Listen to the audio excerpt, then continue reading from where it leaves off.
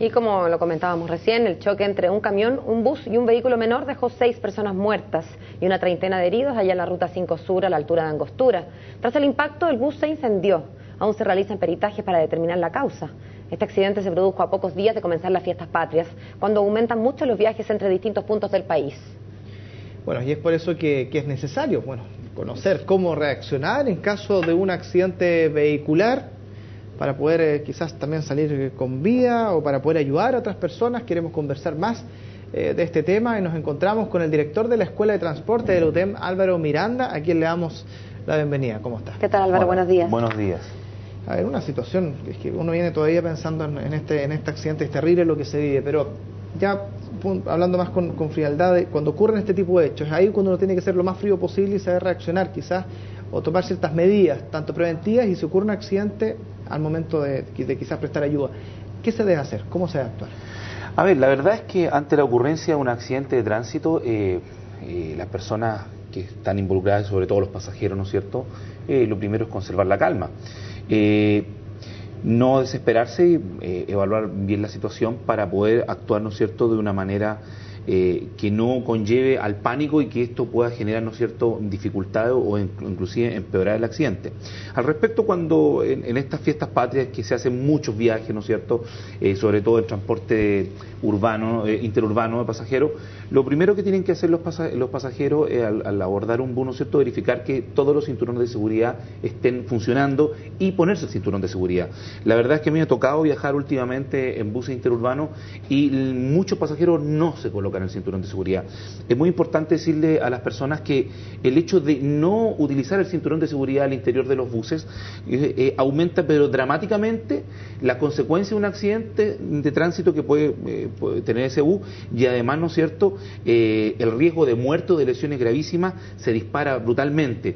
Una persona que va en un bus sin su cinturón de seguridad puesto, ¿no es cierto?, y ese bus, por ejemplo, tiene un volcamiento, esa persona va a ser como una fruta dentro de una licuadora, va a empezar a golpearse con todas las partes del bus, ¿no es cierto?, a medida que da vuelta, y muchas veces en los accidentes de buses, cuando hay volcamiento, las personas mueren porque el bus los aplasta, porque se revientan los vidrios, y las personas, ¿no es cierto?, en el volcamiento se salen disparadas por los vidrios, ¿no es cierto?, y el bus los aplasta u otros vehículos que pasan por alrededor. Por lo tanto, las personas tienen que, una norma básica de seguridad, usar el cinturón de seguridad, y si el cinturón de seguridad no está funcionando bien, exigir, ¿no es cierto?, al auxiliar o al conductor, ¿no es cierto?, que se arregle ese cinturón, y si no se arregla, yo le aconsejaría no abordar ese bus, porque el riesgo es tremendo, es tremendo. Esa es la primera norma básica y eso nos puede ahorrar muchos problemas. Álvaro, el usar cinturón entonces durante el viaje, pero una vez que se produce una colisión, un choque, y hemos visto las imágenes de ese bus quemándose, yo me imagino que cualquier vehículo grande con un estanque grande de benzina, que evidentemente es un potencial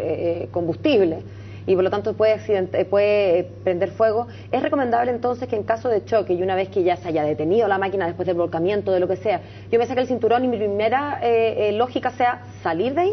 A ver, en un caso como el accidente que tuvimos acá en que se estaba quemando el bus, claro, o sea... No, pero incluso antes de que se empiece a quemar, si es que existe peligro inminente de que se vaya a quemar o si es recomendable por sí salir siempre. Por supuesto. Sí, siempre es recomendable después de que ocurrió el accidente, ¿no es cierto?, sacarse el cinturón, ¿no es cierto?, y ver las medidas, las vías de evacuación. Siempre es bueno cuando uno toma un servicio de transporte ver dónde están las puertas de seguridad, dónde están las ventanas. Pero déjame decirte que este bus, por ejemplo, en el caso de estos buses de 2 pisos, en la mayoría de los países europeos están prohibidos, porque estos buses no tienen los sistemas de seguridad ni los escapes necesarios. Vimos cómo las personas tenían que estar saltando, ¿no es cierto?, de las ventanas del 2.º piso que están a un par de metros, ¿no es cierto?, del suelo, ¿no es cierto?, y esa no es la forma, ¿no es cierto?, correcta de salir. O sea, estamos viendo aquí que tenemos vehículos que, por mucho que uno toma las medidas de precaución, por mucho que uno trate de hacer como pasajero, como persona, ¿no es cierto?, tener la calma, vemos que no hay por dónde arrancar. El segundo piso de estos buses solamente tiene una entrada, ¿no es cierto?, que por la parte delantera, y tú por ahí bajas, y no hay otra salida, no hay otra escalera, no hay otra puerta. Por lo tanto, estamos hablando también que aquí tenemos un problema de regulación del Estado, porque permite que existan vehículos sin las condiciones de seguridad mínimas que debieran tener para accidentes como estos. Por lo tanto, aquí no hay una cooperación de parte de las autoridades en brindar la seguridad hacia todas las personas. ¿Usted no recomienda, perdón, Germán, usted no recomienda entonces, Álvaro, que la gente compre pasaje y se vaya arriba en el segundo piso? Es claramente más peligroso, es claramente más peligroso. Además que fíjate que nosotros tenemos en Chile una normativa de peso por eje. Los vehículos no pueden pesar todo lo que uno quiera, porque está normado la cantidad de peso que pueden tener los vehículos. Resulta que estos buses, como se le agrega un segundo piso, se le agregan personas, se le agrega equipaje y aumenta el peso.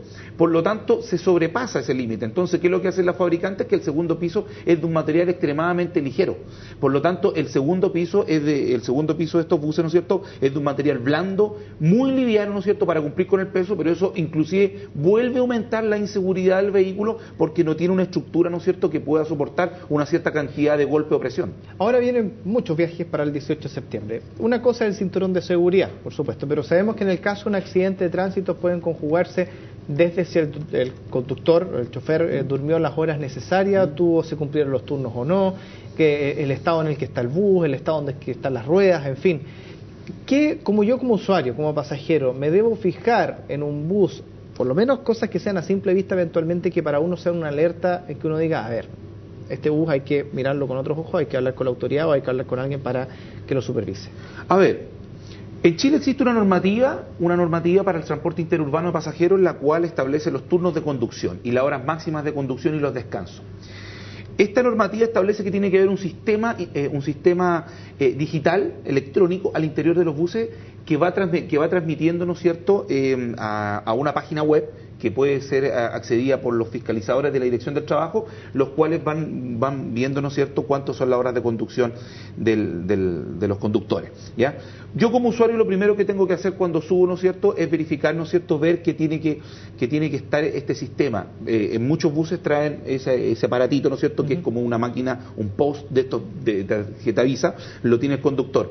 Hay algunas empresas que, a pesar que no se exige, pero sí lo han hecho y lo encuentro muy bien, que ponen una pantalla LED, ¿no es cierto?, con un texto variables que van pasando, que va informando aquello. En la medida que yo puedo ir viendo, ¿no es cierto?, las horas de conducción y que puedo tener esa información, además que me indique, ¿no es cierto?, la velocidad de circulación del vehículo, eso es muy bueno y esos servicios dan más confianza. Pero déjame decirte que fíjate que el accidente de ayer, ¿no es cierto?, que este trágico accidente que nos deja 6 muertos, es un accidente que se protagoniza entre un bus y un camión. Fíjate que ese bus probablemente, por lo que ha dicho la empresa Turbus, que tiene este sistema y que se lo obliga, el conductor haya cumplido con todo lo que está en la ley. Sin embargo, el camión no, porque fíjate que para el transporte de carga la legislación chilena no exige nada de esto.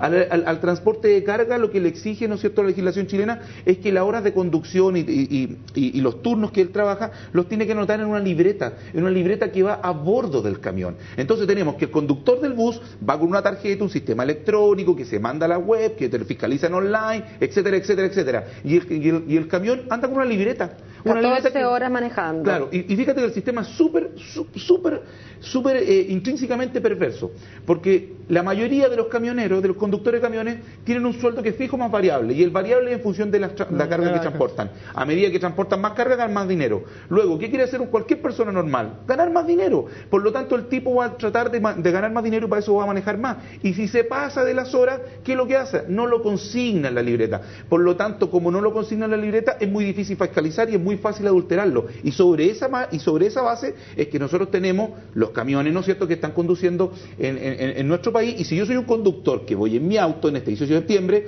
que voy con todas las medidas de seguridad, no puedo saber, ni el Estado tampoco, que es lo más triste de esto, es que el Estado tampoco puede saber a ciencia cierta cuántas horas lleva conduciendo el conductor del camión que me enfrenta. Mala cosa, pues muchas gracias, Sí, Álvaro, por venir a darnos luces analizar sobre cómo también cuidarnos y qué mirar cuando nos subamos a un bus. Ok, no, gracias a ustedes. Buen Hasta día. luego. Muchas gracias.